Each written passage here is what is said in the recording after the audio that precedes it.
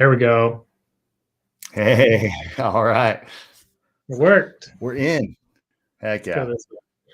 Cool. All right. So anyone that stuck with us for that amount of time, I feel like we owe you some Bitcoin or something. So thank you so much for sticking around. And for those of you that are going to watch this later, I'm going to do some editing and to cut out that first 10 minutes. But welcome, Brian. Thank you so much for meeting with me and for going through all the craziness that we entrepreneurs are used to at this point, right?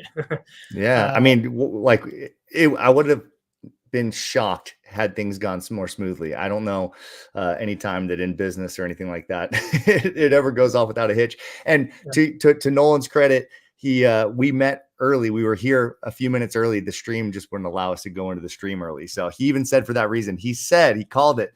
He said, something's going to go wrong. And so I want to be early. So you're okay with being early? He texted me ahead of time and everything. And we were here, we were responsible. But you know what? The lords of the internet were just wanting to give it to us a little bit, but it's okay. We're here. We're talking about Bitcoin. We're talking about inflation. This is going to be a fun topic. So anybody that was tuned in and it was just a black screen, this is still going to be worth it. If you're watching it later, good for you, because you're going to get to jump right to the good stuff. Definitely love it. Well, everyone on my channel knows who I am, but again, my name is Nolan Gouveia, Professor G. I am an actual university professor, and this channel is all about teaching my followers and anybody that just comes across the videos and trying to make complex things more simple. My idea, my thesis is that personal finance, investing, all of this stuff is just a little too complicated. And so my goal is to make it so that you have the information, you have a little bit of research that maybe I've done or experts have done, and then you take it from here. So the reason why I invited Brian onto this channel today is because I want to talk with everyone a little bit about Bitcoin and specifically what Bitcoin is, why we should be looking at it in different ways than maybe what mainstream media or certain other YouTube channels might be focusing on. Maybe they're just focusing all around price alone or as an investment. And I'm just excited for what Brian has to say. And so in this conversation, it's my aim to give you all more information. In this session, Brian's going to speak on Bitcoin and crypto in general. Bitcoin is one of, if not the most rare assets available, where Bitcoin gets its value, how Bitcoin will fix this crazy inflation thing, and even explain his justification to why he thinks that Bitcoin will explode in price. We're talking about 7 figures here. So I'm excited for that. I'm excited to hear a little bit more from Brian. But before we get started, Brian, tell us a little bit about yourself outside the world of crypto, and then I'll jump into my first question for you. Cool. Well, yeah. So just a little bit about me. I've been an entrepreneur since I was 22 years old. My wife and I, we started our first business when we were 22, right out of college. We still run that business to this day. So it's something that it's been successful. We started in the very end of the 2008 financial crisis, which everybody, says, why would you start a business in a financial crisis? Well, when you're lean and you can work all the hours and you can run a lean budget, it's actually a great time. I remember I didn't learn a lot of good lessons from my dad. I had a rough upbringing with my father, but I remember he was a business guy.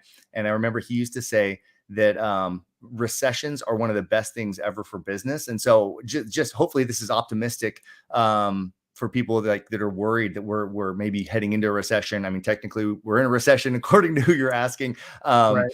And so, people get really nervous. Right. And so it's what my dad used to always say was he was in construction. He loved recessions, according to him, at least, because he said when the markets were good, the competition got oversaturated. Everybody thought they could do what his company was doing in a really good market. And so he said it was almost like if we're all climbing an apple tree and trying to pick apples, every once in a while, a recession was like somebody shaking the apple tree and knocking everybody else out. And he actually made a lot more profit in the lean times because sadly, I mean, it's a sad state of affairs, but that's, for capitalists and capital markets, sometimes people are going to fail. The people that aren't providing as good of a good or a service, they fail. So anyways, we started a business in the 2008 financial crisis. God has been very generous towards us in that regard, that we're still here to this day. We've grown that. It's a chain of locations now, and it's enabled me over the past 10 years to take up other passions and being able to read more and learn more. And so about 10 years ago, I learned about Bitcoin, and that's when that part of my career I got to do two things at the same time, right? I got to run a business that was scaling, and so that was taking less time. And so we got to focus more on Bitcoin education. I actually worked in the blockchain space from in an official capacity from 2018 to 2021. I was the chief marketing officer for a project called Athenium Blockchain. It's like an education centric blockchain. Really cool use case. But what I was realizing when we were going in and we were pitching to potential investors, like venture capitalist investors, not people that were just buying our coin, but guys that were saying, hey, we're ready to potentially write $1 million check because we want to invest, that we would do this pitch, and we would it'd be like level 4 or 5 complicated blockchain stuff. And then at the end of the pitch, they called us in for the meeting, by the way. And they would say, what's blockchain? Like, you guys just said you want to sign a 7-figure check, but you need to ask what blockchain is, because this was at this time when people, the term blockchain is very, it still is very sexy, and businesses, they just know that they need to invest in blockchain, and they don't know what it is or why. And so after pitch, as we're going to these people, I'm like, this is smart money. This isn't dumb money. This isn't your grandparent that's just out of touch with technology. This was smart money, forward thinking people that didn't understand the basic tenets of blockchain and Bitcoin and those types of things. So after seeing that for long enough, and certainly in my friend circles, I have really sophisticated friends that have gotten the Bitcoin thing, and I have really sophisticated friends that still haven't gotten it. And I just see that in society, there's this huge knowledge gap when it comes to Bitcoin and blockchain education. I legitimately watch your channel all the time. You talk about investing in this very robust manner, and your principles are really good. I love when you talk about Bitcoin and blockchain, because you talk about it in terms of fundamentals and things like that. And that I just really appreciate that. It's really important. So that's what prompted me to write the book, was to help fill that knowledge gap. And so without getting too down the rabbit hole of the book, but it's an Amazon bestseller now. It's been as high as number 7 in the world in the category of inflation, which is so cool to be part of the national conversation on something that's such a hot button topic. So anyways, man, that's kind of where I'm at, why I'm here. Yes, definitely. So I'm going to put in the chat the link for the book that he was talking about. And Brian, as you guys can see, he has a lot to say about Bitcoin. He has a lot to say about a lot of these things. And so I'm going to do my best to focus that, because he could just definitely go for days on all the good stuff here. And I see a lot of questions in the chat as well. I have a couple of times in there that I would love to use as question and answer time. So keep throwing in your questions, and we'll answer the best ones and the ones that we think fit for this. And if we need to do another one of these at some point, we can do that for sure.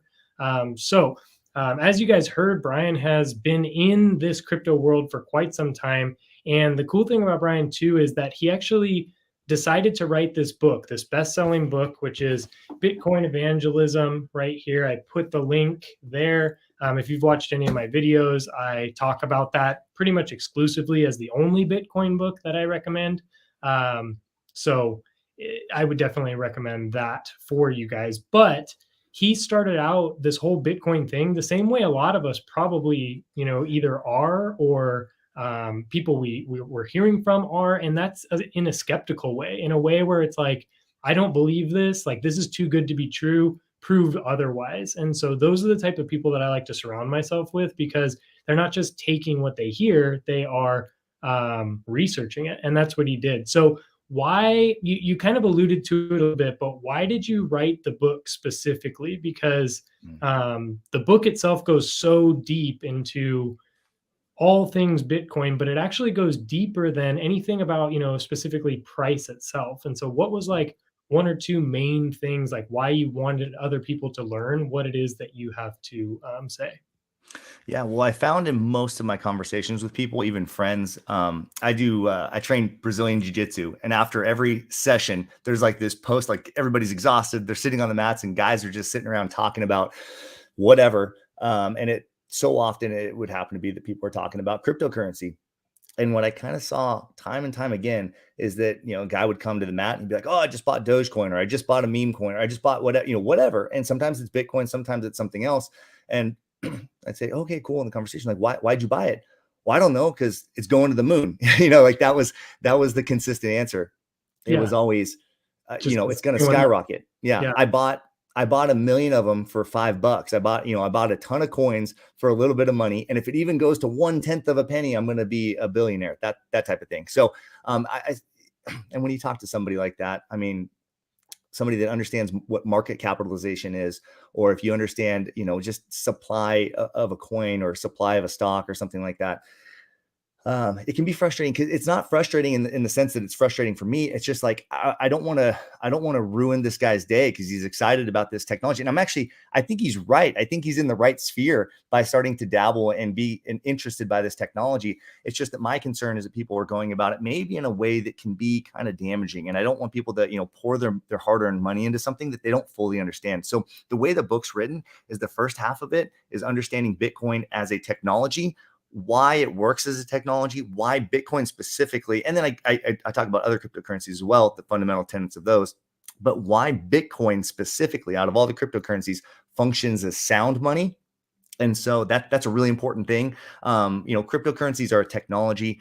Bitcoin is a technology plus sound money. And then I get in the later part of the book into the investment component. So I break down the different cryptocurrencies into different asset classes. So, what's the difference between a smart contract or an oracle or an NFT or something that wants to be digital gold like Bitcoin. And then if you're going to invest, what's a strategy? Not like I'm telling you this is what you need to do, but this is kind of my process and how I think through these things. A lot of it's not necessarily buy this coin, it's going to this price. It's here's how I do my due diligence. Here's how I study. And there's a whole chapter in the book of kind of the process for sussing out some of the different coins and things like that. Definitely. And that was going to be my next question about just memes in general, was like, Mm. we're hearing all these meme coins, and it's like, should we go with Dogecoin? Should we go with this new ape coin? Like all of this stuff. And there's legitimate reason to jump in on hype as long as you're in on it at the right time. But most of the time, that's how people lose money. Same thing in the stock market, right? Penny stocks, there's not a lot of foundation there. What I did like, though, was you kind of talking about the foundation of buying an asset, right? When I talk about stocks in general, the idea is not just, okay, the stock is at $10. I think it's going to go to $20, so I'm going to buy it, right? It's, let's look at the company. Let's look at the CEO. Let's look at the competitive advantage. Let's look at what types of management styles they're using, what type of pricing structures, looking at all of these different things. And then if it makes sense, that should then lead to a price increase, because that means that revenue should increase. So with Bitcoin, what are a couple things that, like, for beginners specifically, what are some things that they should understand as to why this should be a asset that goes up? Or do you think it's an Mm. asset that will go up? Well, on that question, are you asking like specifically Bitcoin or cryptocurrencies more in general? I'm thinking for now, let's talk about Bitcoin. Okay. Like, what are some reasons? Because I think that specifically for beginners, and I think you would agree, but you could tell me if not, I think that Bitcoin is where I would tell people to start in crypto, the same way that if it was stocks, I would say check out an index fund or something Yeah. of that nature. So Yeah. go ahead. Cool. Yeah, and I think that's a great question. And so yeah, just to delineate those even more, I would think of Bitcoin as again, we were talking about sound money. And so if somebody's ever studied sound money before, there's certain qualities to sound money. Like historically, gold and silver were forms of sound money. They're still forms of sound money, but they're not digital, right? Right. So Bitcoin wins in that category because in a digital world, it's very difficult to use gold. It's not impossible. It's not that it doesn't work as a store of value, but it's not very transportable. It's not very divisible. But fundamentally, I like to ask people, because it's so front and center right now, that we have a fiat currency, right? A currency that's been given value by decree. That's what fiat means. And so what's the fundamental problem with a fiat currency?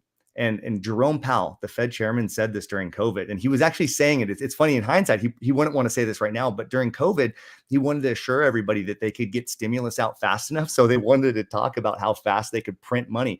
They don't print money. Everybody said, can you even print money that fast? He goes, don't worry. we don't even print it. It's just a few strokes on a keyboard. Like that, we can create trillions of dollars just by hitting 0 0. Like it's how easy it was. And so he was bragging about it at the time.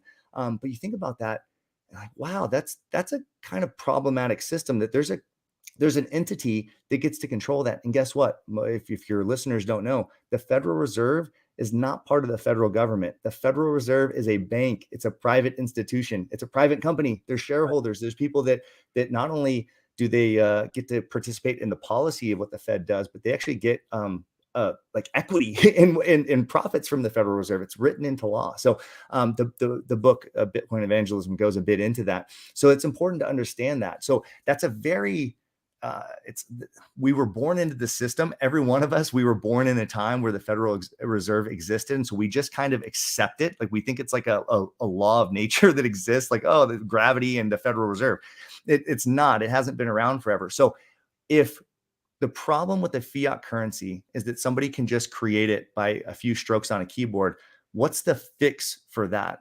Because the fiat currency has an unlimited supply and there's no limiting factor. At least when they printed the money, there was like some sort of physical process they had to go to, even though they can increase it to $1 trillion note, so they could still print a lot really quickly. But with Bitcoin, the algorithm, if you've ever heard of what the Bitcoin mining algorithm is called, it's called proof of work. There's a physical component. A lot of people, they have a hard time. How do we have digital money that's not physical? There's actually is a physical component to Bitcoin. It's not that you can hold the coin, but there's physical real world work that is needed to be done on computers in the real world. It takes real energy, and there's an actual limiting factor. So if Bitcoin miners, the people that create new Bitcoin every 10 minutes, if they really wanted to, they have no power to create more Bitcoin than the 6.25 Bitcoin that are going to get created in the next 10 minutes. It's a very fair system. I mean, imagine sitting down. Why does Monopoly work as a game? Monopoly works as a game because there's a set of rules to it, right? And Monopoly money in the game of Monopoly actually has value because there's rules. There's rules that define it. And now imagine you're playing with your kids a game of Monopoly and you just decide to create more currency out of thin air. That game is going to lose like any kind of fun. It's not going to be fun anymore because it's not fair, because the rules are constantly changing. Like that's just a game. You wouldn't even want to play a game like that, let alone the entire way that our system operates. So why does Bitcoin matter? Why should people that are concerned about their finances be concerned with what Bitcoin is and try to maybe take that, 10, 20, 30 hours of what it takes to study this stuff? Because our monetary system is very, very broken. And there's a 100% historical precedent for fiat currencies failing. There's never been an instance of when they don't fail. They always fail. And the fix historically has either been they go over to a new fiat currency, or which we can dig into a little bit, like how Weimar Germany fixed their currency. A scarce currency has to come alongside of it. A fixed supply currency has to come alongside of it. And that's historically been the fix. We already have that with Bitcoin. The cool thing about this is Bitcoin isn't run by any entity. It's not run by any government or anything like that. So it's really has the most fair set of rules. The rules of the system are all written into the code already. So it's like, if you want to play this game, here's the rules. And with the Federal Reserve, it's like, you want to play the game? Well, we make the rules and we can change them at any time. And you're not even going to know if we change the rules until afterwards, and we'll call it inflation. By the way, you've been paying more money or you've been paying more money for less each year, because we changed the rules 2 years ago. We forgot to tell you. Yeah. And I mean, that just makes sense, right? Anytime it's a privately held, or I mean, technically somewhat public, I guess, but privately held group that gets to make those decisions, they're obviously going to make the decision that's going to maybe work out best for them and for their buddies and for the entities that are kind of working with them. But and then just like trickle it all wrong down to us. So it's just crazy. But so you talked about the rules of the game. So can you help them understand and all of us understand a little bit of what are the rules? Because it's hard to understand or just get my mind around the fact that the government, like, these people should be smart, right? Like these are probably smart people. And why then are we going through and knowing that if we throw this, we print another couple $1 trillion worth of money, and we know that's going to lead to inflation, hyperinflation, just bad things. why then is that the way to do it? I just don't get it. And so then why does Bitcoin then not follow that rule? What type of rule does Bitcoin follow? So let me tell your audience a secret. So Nolan, you already know this, but for those in the audience, the federal government absolutely loves inflation. They're going to get up there and like I said, Fed Chairman Powell, he doesn't work for the federal government, but there is a collusion between federal government. They're given a mandate. The Federal Reserve is given a mandate. They're allowed to operate because the federal government says so, but they're a private company beyond that. But there is a tag team partnership that goes on between the Federal Reserve and the federal government. And the federal government, again, loves inflation. It's been built into the system. That's why fiat currencies exist. That's why central banks exist, is to have inflation. And let me explain why. If you are in charge of your national debt, both political parties in the United States love big spending. Like Donald Trump, he was a big spender. Biden, big spender. Obama, big spender. Everybody. Actually, the last president to have a balanced budget and a surplus was Bill Clinton. I mean, which is funny because we like say the Democrats are, the big spenders, but it's like a Democrat, back in the 90s had a balanced budget. Anyways, federal government loves it because think about this. Inflation, and for those of you that have fixed rate debt, so if you have a home mortgage or you have a fixed rate business loan or any kind of fixed rate debt, inflation's actually your friend. Now, whatever cash you have, it's deteriorating its value, but your fixed rate debt. So if you have, say, an interest rate of 4% and inflation's at 8%, there's a delta of 4% where you're essentially getting free money or free value every year that you continue to pay on that debt. So like, I don't know if you ever talked to your parents, their mortgage seems really cheap. It's because they started a mortgage 30 years ago and everybody's like, wow, my parents' mortgage is only $900 a month. Well, part of that's because at the time that was really expensive, but over time it becomes cheap because of an inflation. So let me go back to the federal government. They have $30 trillion in debt. They're able to take on whatever debt they want. And the reason they do that is because that's how you continue to get your party elected. And you make people happy. Big spending makes your citizens happy in the short term. And you're never going to be around for the effects of the long-term thing. So like, why wouldn't you just pour on the spending for the next 8 years or whatever? We're at $30 trillion in debt. $30 trillion in debt is actually unpayable. A lot of people make comparisons between today and the 1980s when we had Paul Volcker, who was the Fed chairman at the time. People say, well, why don't we just raise the interest rates to like 18% like Paul Volcker? The reason why we can't do that to absolutely crush inflation, because the Fed could do that. They could say, we're raising 1,800 basis points or whatever. They could do that and they could crush inflation. The reason why they can't is because the federal government also has debt, and its interest rate on its debt will go up. And so if we put right now, I think last year, interest only payments on the national debt was something like $500 billion. It was our second highest expense. That's just the interest. Yeah. And so that's the second biggest expense we have as US citizens, next to national defense, which is something like $700 billion. Yeah. It's absolutely insane. In a few years, interest on our debt will be the highest expense in our country. And now the way you get rid of an unpayable debt is you inflate the currency. You debase the currency, because when you do that, your debt stays the same, it stays fixed, and your currency becomes less and less. So let me give you the example. I said I was going to talk about Weimar Germany, and you did tell the audience that I go on these rants. So you warned them. You warned them. But we all learned about Weimar Germany, the hyperinflation, back in high school, in high school economics or high school history. But for those that don't know, in Weimar Germany, after World War I, Germany had to pay for their war. They had to pay for war reparations. That had an insurmountable debt. At the time, it was 60 billion German marks, which is kind of the equivalent of like the 30 trillion we have today. There was no way for them to pay for it based on their GDP. It was bananas.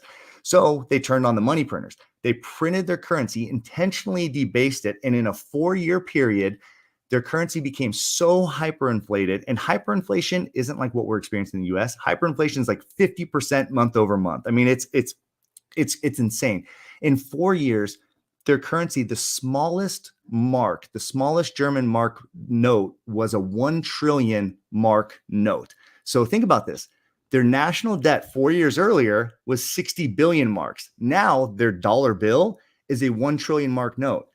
that means that they made their national debt 60 cents.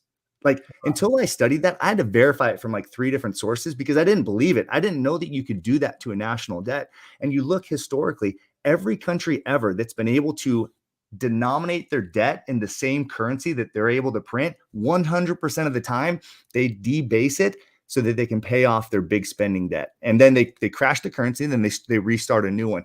But the interesting thing is Weimar Germany had the healthiest transition. Sadly, their economy started booming, and then that like led to Hitler, which is really sad. But they were able to jumpstart their economy because what they did, the way they fixed their hyperinflation after they paid off their debt, they're like, cool, we paid off all of our debt. They said, okay, we have the hyperinflating Reichmark, and then we have the new currency called the Rentenmark. The Rentenmark, we promise we're only going to print 50 million of them. Okay, so you can use this one, which is hyperinflating every day, or we have this one, which is there's only 50 million in circulation. This is one of the few times that government stuck to its promise for several years. So everybody naturally went over to this new scarce currency. The way Weimar Germany fixed their hyperinflation, I never learned about that in school, by the way, but the way Weimar Germany fixed their hyperinflation was through a fixed scarce currency. Again, we have that with Bitcoin. Why is Bitcoin the fix for inflation? Because it's actually one of the only ways that countries have healthily fixed inflation in the past is by having a scarce currency run parallel to their hyperinflating currency. But the cool thing is Bitcoin is running parallel to all the failing fiat currencies around the world. I have a lot of readers of my book that are from Argentina, El Salvador, Zimbabwe, people from all over the world. And they're telling me every day, our inflation's at 75%. Like, people here love Bitcoin. And I'm telling them, yeah, people in the United States, they don't really, see a need for Bitcoin. They think of it more as an investment. In other parts of the world, it's actually it's allowing people to get to a life raft when it comes to a sinking national currency where they live. Yeah. And so explain that even further. So I don't think that most of the people understand how many Bitcoin there are in total supply and how it even works. Like, why can't they just make more Bitcoin than the same way that, magically we can make more dollars? Yeah, that's a great question. So like I said, there's a rule book in Bitcoin. It's open source software, so anybody can go audit the code, but all the rules of the network are laid out. So it's like the game manual comes with the rule book, and anybody can read it at any time. That's part of the open source software of Bitcoin. And in that, there's only 21, this is written into the code, there's only 21 million Bitcoin that can ever exist. So right now there's about 19 million Bitcoin in the world. When all is said and done, there will be 21 million. So eventually there will be 21 million. Every 4 years, the supply, you might have heard of the term halving. I know you have, Nolan, but for the audience, there's this thing called the halving. So every 4 years, the daily supply of Bitcoin gets cut in half, or the 10-minute supply. So right now, all the people that are processing transactions for the Bitcoin network, so we're getting into a lot of the minutia here, but it's like, you might have heard of the term mining. What is Bitcoin mining? Well, this is part of how you create a decentralized network. How do you get people to volunteer their computers to process transactions? Well, every time they process transactions, you give them little bits and pieces of Bitcoin. Like, it's a really interesting system. It's a really good it's really good incentive for people to secure the network. They use their computers, they secure the network, they process these transactions. Well, every 10 minutes, a new block gets added to the chain. That's where that term comes from, blockchain. And so every 10 minutes, new block goes on the chain with a batch of transactions, and whichever miner that put that block there, and there's like, we can get into it, but there's basically a process. There's like a race that your computer runs. And if you win the race, then you get to add the next 10-minute or the next block of transactions. You would get 6.25 Bitcoin. That happens every 10 minutes. So, you just got 6.25 Bitcoin. 10 minutes from now, somebody else is going to get 6.25 Bitcoin, and that goes on and on. Maybe you get it again, 30 minutes from now, if you got lucky or something like that. Every 4 years, that supply has gotten cut. So it used to be every 10 minutes, 50 Bitcoin got created. Now it's down to 6.25. In 2024 is the next halving, and it's going to go down to 3.125 or whatever half of that is. And so, by the way, for those of you looking at Bitcoin as an investment, the 4-year halving cycle, the decrease in the supply of new Bitcoin, it's happened 3 times before. All 3 times has been what's been the catalyst for a major bull run. So you might have been familiar with like, wow, I know Bitcoin has gone up in the past and then it's come back down. What predicates that is this 4-year halving cycle, because people get really excited like, wow, Bitcoin's becoming more scarce. There's actually less of it being created every 10 minutes. And so that gets people really excited, and then people buy it and hold it. But that's all, that stuff's baked into the rules. This is all an algorithm. It's not based on humans. All the current systems that we have right now, our forefathers in the United States had a great system, the checks and balances, the executive, judicial, legislative. I mean, it's a brilliant system. It's, I think, the best system that was ever invented. But the problem is, at the end of the day, you have humans that enforce that system. And so humans can either be corrupted, humans could be flawed, humans could just make mistakes, right? But when you have computer code that has the rules written into it, it's so simple. Sometimes people are thinking, well, I don't understand how the whole Bitcoin algorithm works. It's actually simple. It just says if person A wants to send 1 Bitcoin to person B, you execute transaction. Like, there's no other bias. There's no other like thought that goes into it. It's like the simplest code in the world. If A says do this, then it goes to B. And that's pretty much it. And that's very fair. That's very transparent. And then beyond that, it's a very open and transparent ledger. So you can see the history of all the exchanges of value that have ever occurred on Bitcoin. So, I mean, accountants should absolutely fall in love with this, because it's like the most auditable record keeping in history. It's the most accurate record that we have in all of human history. It's the most secure database that has existed in all of human history. But like I said a few times there, the rules have been laid out for the world, and you just don't have the option to violate it. You don't have to use Bitcoin, but if you're using Bitcoin, anybody that's on the network has to follow those rules, because it's all programmed into it. Right.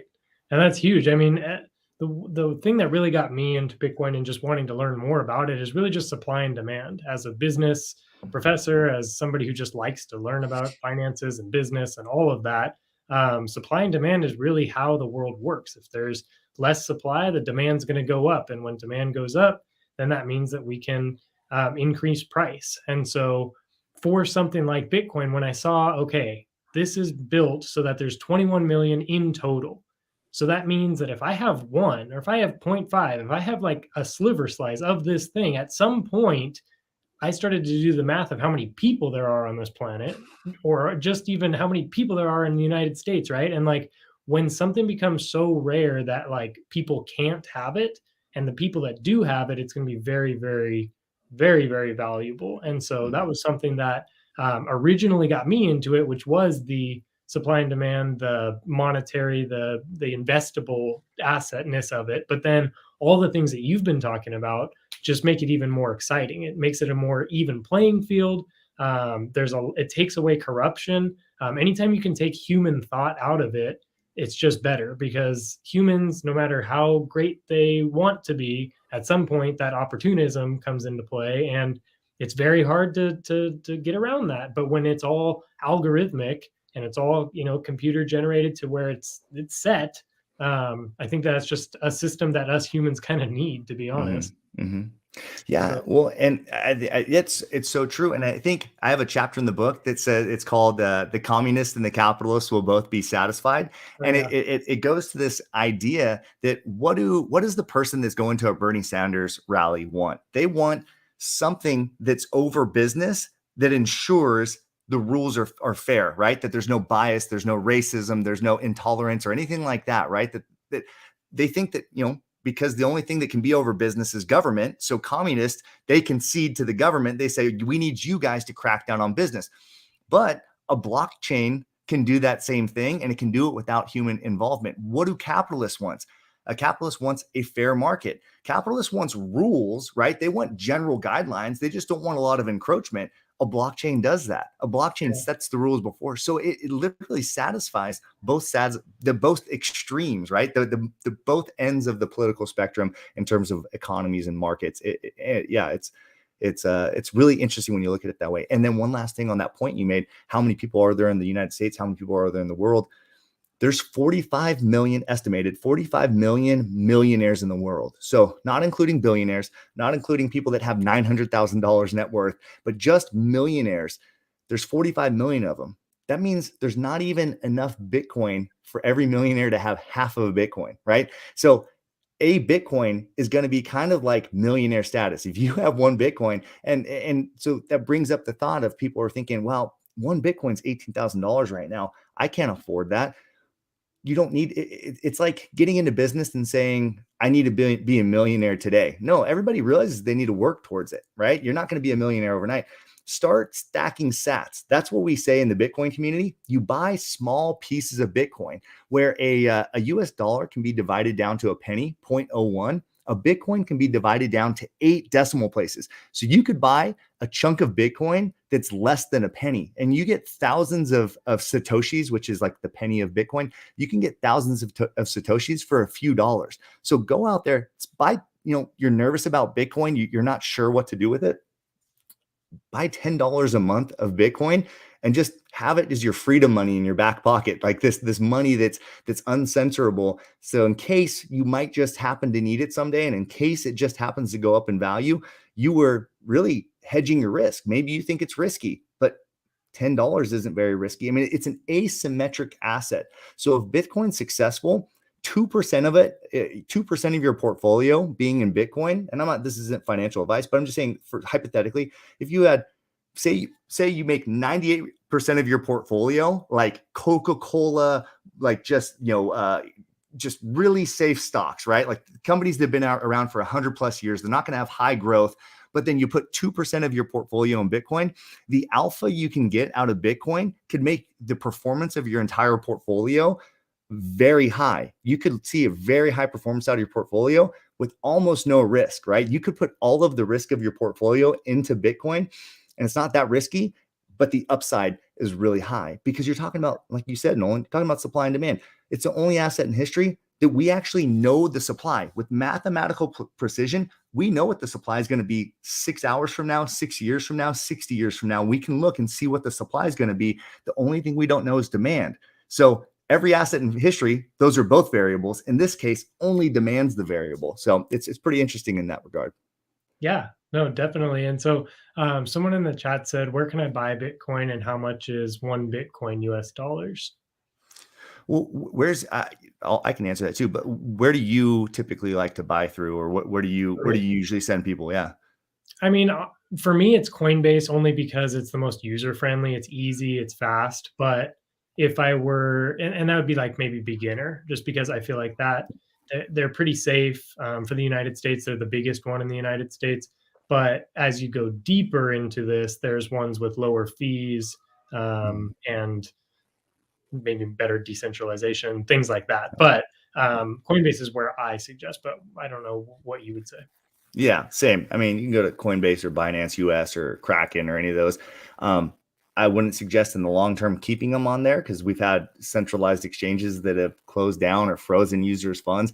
I mean, you're kind of almost recreating the banking system when we use Coinbase as a bank. So if you're just getting started and you're just buying $10 worth of Bitcoin or $100 worth of Bitcoin, that's fine. Like, keep it on Coinbase, but just understand that part of the ethos of Bitcoin is that you do get to store it yourself. You do get to be sovereign over your own money. So at some point, don't let that be an inhibition for why you don't do it now, but just understand that, down the road, make that part of your journey that you're going to, custody it yourself.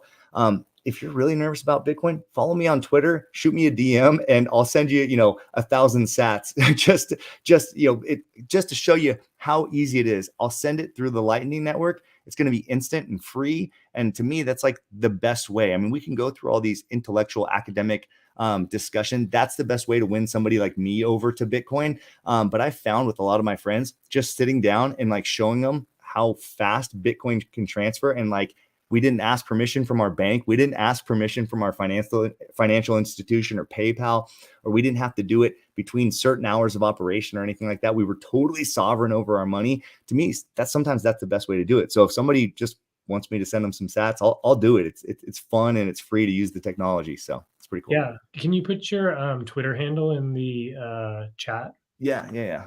So yeah, guys, like he's gonna give you some free Bitcoin. Definitely follow him on Twitter and just like reach out to him. But I think you put that in the private chat. No, I don't even know how to do the regular chat.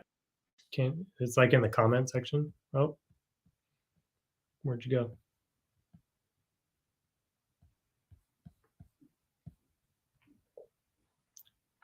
We'll wait for him. There he is. Where'd No, you go, bro? no, I don't. I literally just went to click over to YouTube and it just took me off. That's so funny. What is the Twitter handle? I don't know off the top of my head. It's at Brian VTHE Mint, MINT. the Mint. Yep. Right. Okay. So at Brian the Mint. There you go. I love it. Yeah. So to answer your question though, there is Bitcoin's at what, like 18 ish? Something like that. Yeah. It's about Bouncing around. 18. It's about 18,000. It's I was trying to look it up, but it's not going on my computer, and I don't want to leave the chat. It's 19,300 right now. Okay, so the Bitcoin's at 19,300, but the same way that you can buy fractional shares of stocks is what he's talking about. You can buy just however much you want, and you really can. Even on Coinbase, you could just say, I want to put $30 into this, and it'll do the calculation for you. You get 0.0012 of a Bitcoin, or what he was talking about, a certain amount of Satoshi, which is basically the same idea as if I gave you 2 quarters, that's 50 cents. If I gave you 50 pennies, that's 50 cents. That whole idea there. So that's the way that works. So what, in your opinion, Brian, if you had to give a price prediction, which I know that that's not your style, but if you had to give somewhat of a price prediction and somewhat of a justification as to where you think this realistically could go, what's your thoughts? So, I mean, in the short to medium term, I think that's what people really care about. I don't think they care what, Bitcoin's going to be at in, 50 or 100 years. And there's a whole case for Bitcoin being like $100 million because the US dollar becoming, devalued and stuff like that. So I'm not talking about that. I'm talking kind of fairly close to today's value. To me, I don't see a path where Bitcoin doesn't go to $1 million of Bitcoin within the next decade, within the next 10 years. And I think it's going to be on the shorter end of that because of the things we talked about for part of which being those things we talked about with, a limited supply and things like that. But the other part that we didn't fully address is the demand. Like, yes, there's a lot of people out there that might want Bitcoin, but why will people want Bitcoin? I have a whole chapter in the book devoted to why Bitcoin has inherent value. But if you just look at Bitcoin for its property as digital gold, so just that alone, you can get to $1 million valuation if Bitcoin serves no other purpose than just being a better version of gold. Right now, gold's market cap is about $10 trillion. The estimates are different. And the reason the estimates are kind of all over the place on gold is we really don't know how much gold's in the world. There's not a great ledger somewhere that has all the gold listed, which right. Bitcoin has a really good ledger that has all the Bitcoin listed on it. But if you look historically, Bitcoin has all of the qualities that makes gold valuable. It's limited in supply, it's durable, it's transportable, it's scarce. I said scarce and limited supply, it's the same thing. But anyways, there's all the qualities of gold exist in Bitcoin, plus Bitcoin is very, very transportable. It's very divisible. It's digital. You can use it online. You can if you're fleeing, if you lived in Ukraine and you were fleeing from a war zone and you needed to put all of your net worth in gold, even a few $1,000 net worth is going to be like a heavy sack of gold that right. If you're fleeing, you're such a soft target to be robbed. But with Bitcoin, you can literally remember a password and store your Bitcoin in your head if you want. Like, it's so transportable, right? So it has all these extra qualities that gold doesn't have. And that's true of all technologies that go from analog to digital. The digital version of it always has many, many more aspects, more components, more characteristics than the analog version of it. So one of the things that I break down in the book is the difference between paper maps and digital maps. If you look at the annual revenue for paper maps before GPS was popular, the highest year of revenue for paper maps was something like $40 million. Okay, like that's a lot of paper maps that got sold, right? All the state lines and travel companies, like they bought paper maps. How often did you use a paper map? Maybe like twice a year when you took a vacation. I was alive when my parents still had paper maps, but they'd whip it out maybe once a year if we were going somewhere where they didn't know. Now, Fast forward to now, paper or digital maps account for something like $200 billion of annual revenue.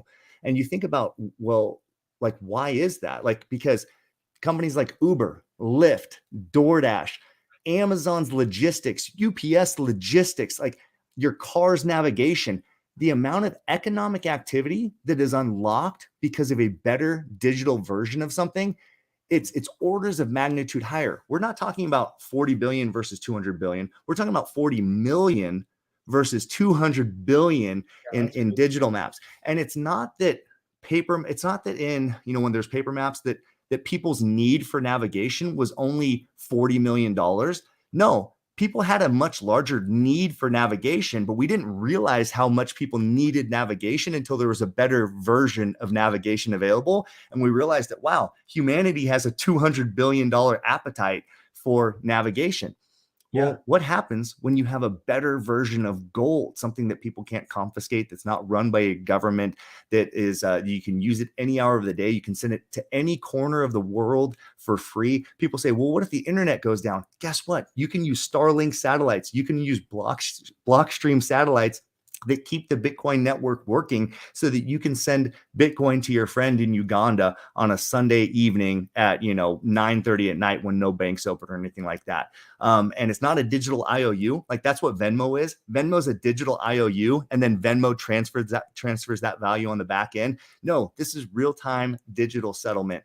And so digital gold is so far superior to analog gold that, yes, it's very easy to justify. So if Bitcoin just got the market cap of gold, which is $10 trillion, you would be in that $1 million arena. But historically, every time there's an analog technology, the digital technology is many, many multiples more valuable. So I honestly think, I actually write this in the book, I think a $1 million Bitcoin valuation is going to be laughably low. And now that's kind of, people say that sounds absurd when Bitcoin's at 20,000. Yeah, I remember a time when, and I hear Goldbug say this all the time, you think Bitcoin's going to be more valuable than a bar of gold, which is, I think, like $500,000 or something like that. You think it's going to be more valuable than a bar of gold? I remember when Goldbug said, you think Bitcoin's going to be worth more than an ounce of gold, that's like $1,800.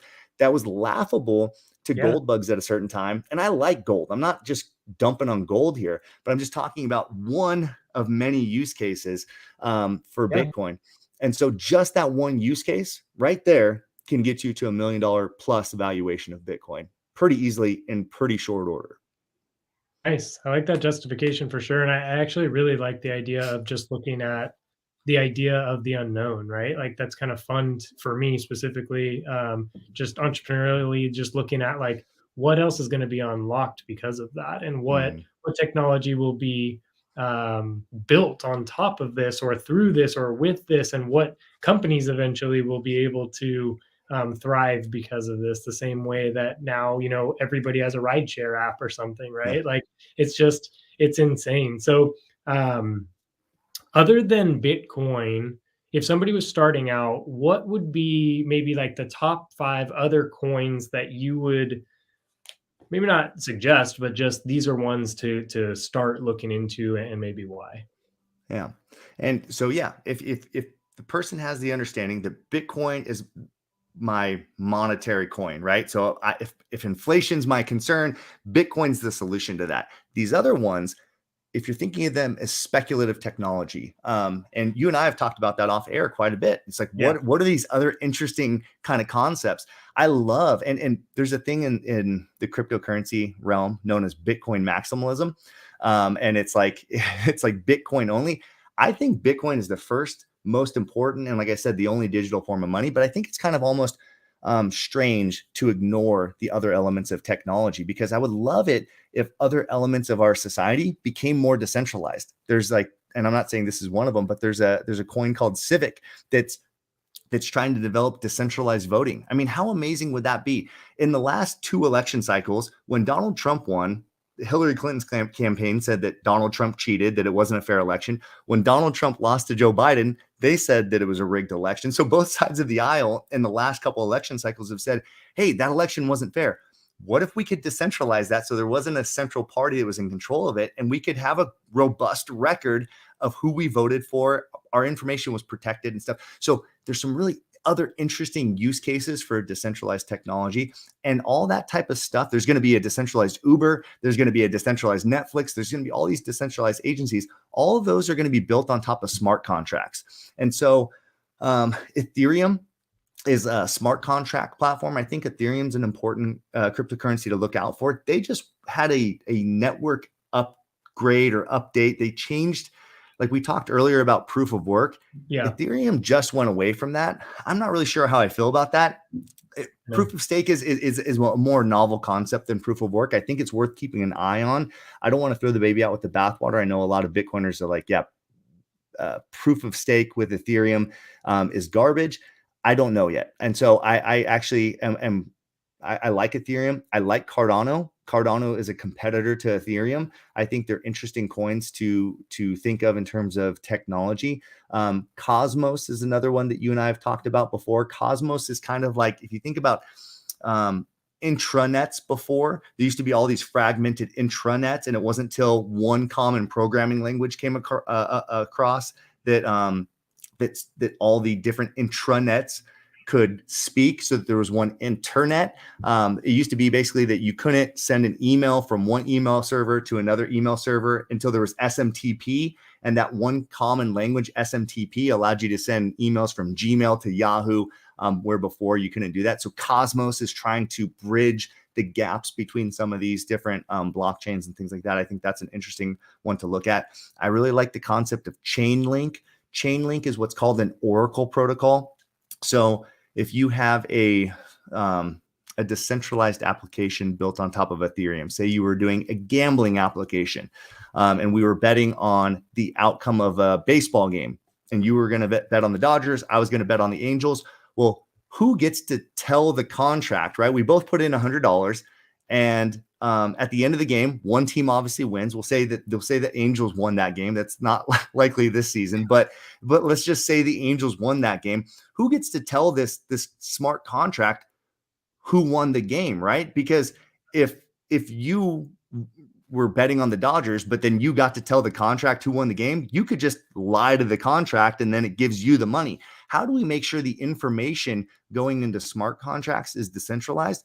That's what Oracle protocols do. They scour the internet, they go to all the betting websites, all the news websites, and they find a consensus on what actually happened in the baseball game. And then that information gets put into the bet, and it tells the smart application or the smart contract who to pay out in that instance. So there's some really interesting things going out there. And if you can decentralize gambling, if you can decentralize education, if you can decentralize voting and all these other elements, I think it's interesting things to keep an eye on. So whether that's worthy of your investment right out of the gate, or whether it's just worthy of them doing some homework on it, I think those are some interesting things to look at.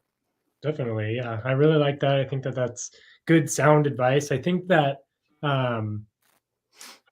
I know for me, Bitcoin is head and shoulders above all the other coins that you listed. And so for you, like, let's just say there's an absolute beginner listening to this right now. If they had $1,000, how much of that 1,000 do you think should go to Bitcoin versus the rest of those? If they're a total no coiner, they have no coins, I would say just do the 1,000 into Bitcoin. But I wouldn't do it today. I want to do all 1,000 in Bitcoin today. I would dollar cost average in. I would take, $250 a week for the next 4 weeks and just consistently buy. Sometimes you're going to buy high, sometimes you're going to buy low, but you're going to get a nice average price. The scariest thing ever, the most nerve-wracking thing ever, is putting a big chunk of money in, and then the price goes down, and then you feel like an idiot, or the price goes up, and then you're arrogant because you're like, I picked the right time, and then I'm going to do this again next time. Next time I'm going to do it with $10,000, and it doesn't work out next time maybe, or whatever. So just be disciplined, be smart. I mean, I've watched your channel a bunch. You always talk about disciplines in your investing. That's the most important thing you can do. It's almost one of those things. Whatever you do in investing, if there's some sort of rhyme or reason and a discipline behind it, like, that's the best way to start off. So whether you use my strategy or Dave Ramsey's strategy or whoever's strategy, it's like, is there a discipline to it? Is there some like certain set of principles you're holding to? Okay, like that's at least a good starting point. Right. And within that, there's going to be better and worse strategies, but it's like, it's not the Wild West here. Now, if somebody's coming from, say, the altcoin, like maybe they only bought Dogecoin, or they already want, or they're just set that they want to buy altcoins or anything that isn't Bitcoin. I would say have an 80-20 rule, 80-20 rule. If you're going to, invest $1,000 and you're going to dollar cost average, have 80% of your portfolio be Bitcoin, and then have the other 20% be comprised of those various other elements of stable, not stable coins, smart contracts, oracles. I don't personally own any NFTs. I'm not against NFTs. I think that NFTs have very interesting applications going forward for like intellectual property rights. But again, still early parts of the technology. So I would say 80-20. I don't know. What do you think? What do you usually suggest for, students or things like that? Yeah, for me, I tend to go with the full amount into Bitcoin at first, just the same way that, like, if someone was coming to me and saying, "Hi, I want to invest in stocks," I would say, "All right, start with the S&P 500 or the total stock market, 100% for like a couple months, and just get a good foundation there." It helps you learn the whole market. I think Bitcoin does that as well. If Bitcoin goes up, a lot of the other ones go up, and vice versa. So it's good for you to learn, and it's less, even though it is volatile, it's less volatile than some of these other ones. So I would do the exact same thing you said. And then after that, I usually go 50% Bitcoin, and then 50% all the other ones. So if it's like 10% for each of the other ones or something like that, that's how I do it. But 80-20 is definitely understandable. But it's funny because hearing Brian explain that to you guys, I get reminiscent of Brian and I's conversations like 6 years ago, and he told me the exact same thing. He said, "All right, just dollar cost average, put a little bit in every week or whatever, and just watch it." And I took that advice, and that was honestly some of the best advice for that specifically, because it is an emotional thing when you're doing something new, when you're getting told weird things from all angles. But it helps you get in there. And I'm so glad that I did, because 6 years ago, the price was a lot lower than it is now. Even though it's gone up a bunch, it's also come down a bunch, but it's also up a lot from where it was. So you guys getting into this or learning about it right now is a great time to be learning about it. And I would just totally recommend that you take all the things that Brian said, all the things that I say on my channel, and you use that as a starting point, and then you continue the research from there. I would definitely recommend getting this book, Bitcoin Evangelism. Can't say that enough. If you don't have it already, get it. And if you have friends or family that don't understand Bitcoin, buy it for them. It's a great gift. I had my brother read it, and he was pretty blown away. It's something that I actually have my classes read. So it's a very, very interesting and well written book. So good job, Brian. For anybody that's still here and in the chat, do you have any questions specifically for Brian? We'll take the next 5 or 10 minutes, if that's cool with you, Brian. Yeah, let's do it.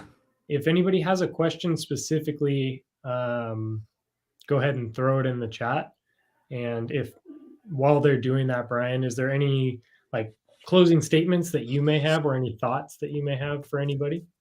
Well, as far as the book, I appreciate you giving me the pitch on that. So in the book, yeah, that's so beautiful. I hid a Bitcoin wallet in the book. So this was kind of one of the fun things we did. If you know about Bitcoin wallets, you can secure your Bitcoin wallet with a 12-word passphrase. And so it's just 12 random words. They're hidden throughout the book. There's a page in the book that explains how to find it. But as you read, there's kind of an Easter egg hunt as you go through, and nobody's found it yet. I've had a few people tell me they found, 7 or 8 of the words. But it's 3.1 million Satoshis inside of the book, which is like $600 or $700 worth of Bitcoin. So if you don't have any Bitcoin and you just want to invest, $25 into buying the book, who knows, maybe you'll get like $700 worth of Bitcoin. But it's fun. And it's just one of those things. My kids, I have 8 and a 9-year-old. I have some littler kids too, but the 8 and 9-year-old are like scouring through the book because they found a few of them. And that's been cool just to have my kids read my book that's on, inflation and Bitcoin and economics and stuff. So that was really neat. But as far as Bitcoin, I think that there's so many elements. The podcast I was on, I did a podcast earlier called the Freedom Loving Podcast. And you and I, we talked about more of the monetary elements of Bitcoin, more of the because you have an investor channel. And so it's like, what is the long-term prospect and the value prospect of Bitcoin, things like that. When I go on a podcast like Freedom Loving Podcast, I didn't spend a lot of time talking about Bitcoin as gold 2.0. We talked about it for its freedom properties. We talked about like the Canadian trucker rally and how fiat currencies were donated to this, peaceful protest. And then the GoFundMe shut the donations down. And then another company popped up, Give, Send, Go came, and they said, we'll take donations. They took donations, and then they were going to give them to the truckers. And then the Canadian government stepped in. They passed something called the Emergencies Act. And it pretty much said, if you give donations to the truckers, you're like a terrorist or something, or you're funding terrorism. It was something extreme. It was like you're funding an insurrection. And so the way that protest continued in Canada, this is a Western democratic country. It was Bitcoin donations. Bitcoin donations came in from all over the world, and it enabled free speech, right? I have a quote in my book from this guy that runs a cool business show called, his name's Anthony Pompliano. And his quote is, if you don't have the freedom to transact, you don't have freedom. And so in America, I mean, especially in the last few years, we've seen freedom tested, right? We've had this front and center. The conversation about freedom and security has played out in front of our eyes in every country around the world. And so if you lean towards the side of like, yeah, I want to have freedom money, like money that that's censorship resistant, that I can use, under any circumstance, there's a huge value pitch in Bitcoin for that too. So to me, personally, I find that one of the most like interesting aspects of Bitcoin, is that if I say something that's like unfavorable and my government doesn't like it, they can't just shut off my bank account, and that happened in Canada, like a Western country. Yeah. That's pretty crazy. That's crazy. All right. So we got like 3 or 4 questions, and I think this thing might shut off in 15 minutes. So let's try to keep it 2 minutes per question here. But the first one is, it's pretty funny. He says, how to orange pill our family. It's hard because they only see the speculation part of it right now. Mm-hmm. So any advice on getting people to see the light really quickly? Yeah. So the answer is show them the Lightning Network, how fast Bitcoin is. Have them download Wallet of Satoshi or Blue Wallet. You can have a Lightning wallet for free on any of your phones, Android, iPhone, whatever. Send them 100 Satoshis and then tell them to go send 100 Satoshis. But like, do it right in front of them. You'll see it. It's instant. Like, it literally happens instantly. If you've sent a Bitcoin payment, it can take like 10 minutes or so for it to go through. A Bitcoin Lightning payment, which is also sending Bitcoin, it's just called a second layer. It's using another layer called the Lightning Network. It's instant, and most transactions are free. The transactions you pay for are like a few Satoshis. So it's like 1/20th of a penny if you even pay a transaction fee. So, and then as soon as I send somebody some Satoshis, I say, there you go. That's money that's totally yours. You don't have to ask permission to use it. You're totally sovereign over it. And the reason why I think that's so powerful is because my mom, she didn't know when she adopted the internet. I actually asked her this question when I was writing the book. Mom, when did you adopt the internet? And she said, I don't know. I never adopted the internet. She said, I just started sending emails. I just typed the thing out and I pressed send. That's how you orange pill people, like have them use it. I just made you not buy my book. Like skip buying my book, just go orange pill somebody with the Lightning Network. Hopefully, if your friends do have questions, something like my book, something like Nolan's channel will be able to back you up a little bit. But yes, the easiest way to orange pill people is just send them some sats.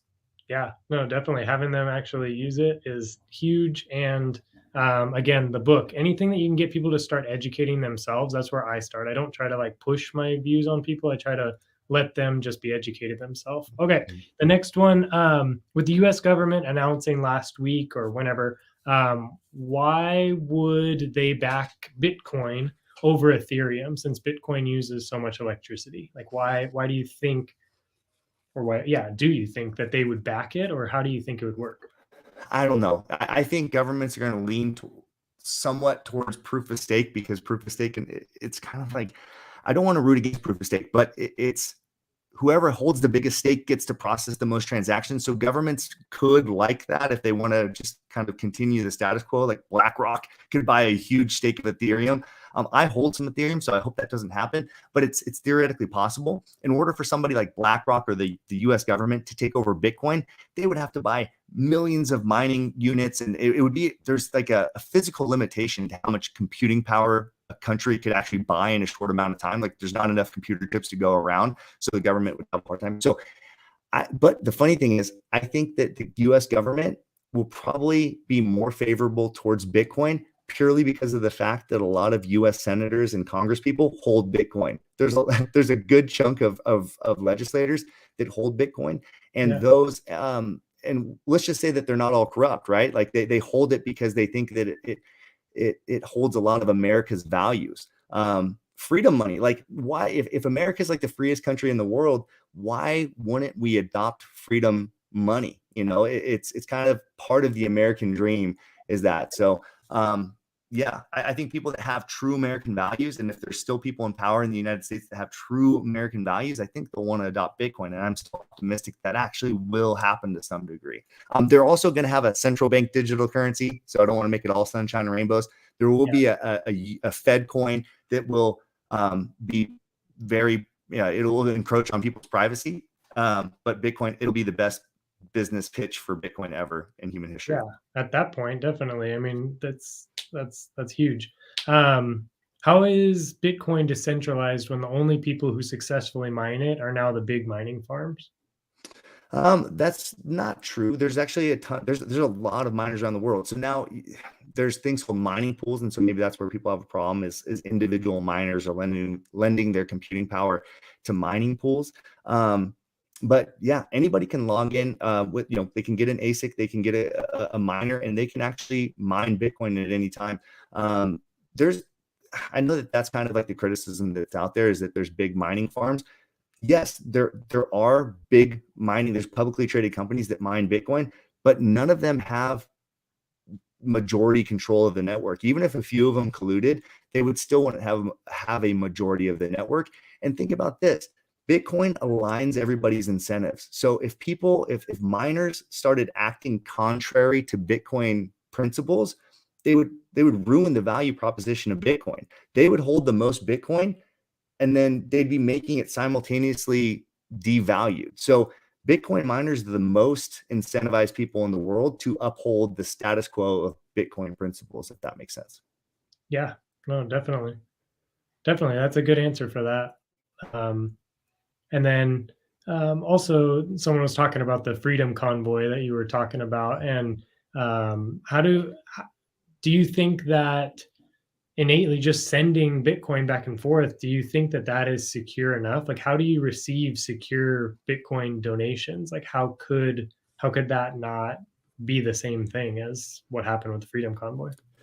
Yeah, so if as soon as Bitcoin donations started coming in, the Canadian government started putting out headlines and propaganda. Oh, Bitcoin accounts are being seized. There were like 18 Bitcoin accounts that got seized, but they were through centralized exchanges. So sadly, people were sending Coinbase transactions, and centralized exchanges can be subpoenaed, right? Coinbase has to answer a subpoena from a sovereign government. Okay, that's the problem with going through third parties like Coinbase. With Bitcoin, you can download the software on your phone, you can download the software on your computer, and the government will have no idea that you have that on your computer. You're sending it pseudonymously, meaning like it's not entirely anonymous, but your name's not attached, your private information is not attached to it. It's the same as like sending an encrypted message through the internet. It's no different. So imagine you just downloaded software on your phone. You have total control over that software, and you can tell the Bitcoin that's in the software on your phone to go wherever you want in the world. So there's no person in between that transaction that's stopping that. And so, yeah, it's like, imagine if you had a decentralized email, like if you went through Gmail right now, like, yeah, Gmail, Google could shut down your email. But if you had like Proton Mail or something like that, that's encrypted email, you could send an email to anybody in the world at any time. Like there's nobody stopping you from doing that. It's the same thing with Bitcoin. There's this software protocol that allows you to send Bitcoin to anybody in the world at any time. So there's nobody to stop that transaction unless you're using somebody like Coinbase, or unless you're using a centralized exchange like Binance. Yeah, no, definitely. That's a good solid answer there. And my thing is about to shut off. So I just want to say thank you so much for coming on the channel here. I'm definitely going to do a follow-up. And for anybody that's still around, if you want either on the actual video later on, or you can email me or whatever, if you have more questions, I can put together more of like a Q&A type thing for later on, and we can do one of these later with Brian. But he's a wealth of knowledge. We just barely got to scratch the surface of what he's all about and what the Bitcoin evangelism is all about. So I'm excited for you all to take this to your friends and family, or to read about it more yourself. Anything else that you'd like to say, Brian? No, man, thank you for your platform. You've got a big and growing audience, and I just thank you for the time I get to talk to them. Cool. Thanks so much. All right, everybody, have a good rest of your night, or wherever you are in the world, good part of your day, and we'll talk soon. Talk to you soon, Brian. See ya. Bye.